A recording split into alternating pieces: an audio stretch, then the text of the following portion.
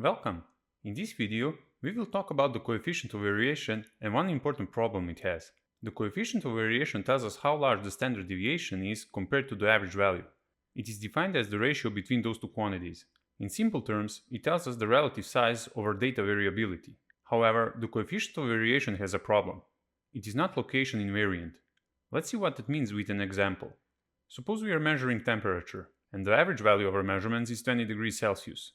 Suppose also that the standard deviation is 2 degrees Celsius. In that case, the coefficient of variation is equal to 2 degrees Celsius divided by 20 degrees Celsius, which is equal to 0.1 or 10%. Now let's calculate the coefficient of variation using kelvins instead of degrees Celsius. The average temperature becomes 293.15 kelvins and the standard deviation is equal to 2 kelvins. This is because converting from degrees Celsius to kelvins only adds a constant offset to the measured values.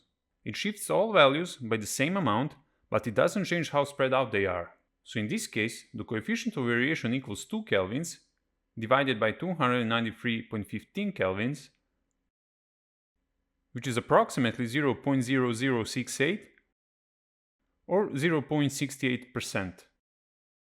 So as we can see, the coefficient of variation in degrees Celsius and the coefficient of variation in kelvins are not equal. This is a problem because the physical situation didn't change. We only changed the measurement scale. The reason this happens is that when we add or subtract a constant from all measurements, the standard deviation stays the same, but the average value changes. However, because of that, the ratio between those two quantities also changes. So how can we avoid this problem? Well, the coefficient of variation should only be used with measurement scales that have a meaningful zero. In other words, we have to choose the correct location for our zero value.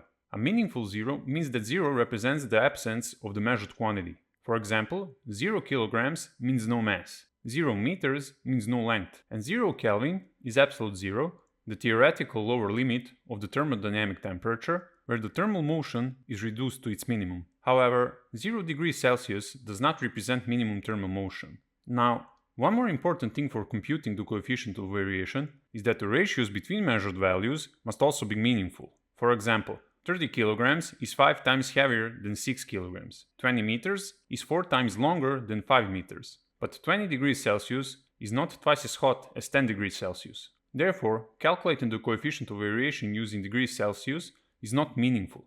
It should be done using an absolute scale, such as the Kelvin scale. So this is just one problem that the coefficient of variation has.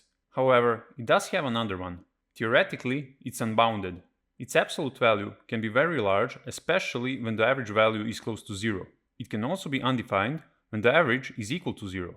In many statistical applications, it is useful to work with quantities that are bounded between 0 and 1, or at least between -1 and 1.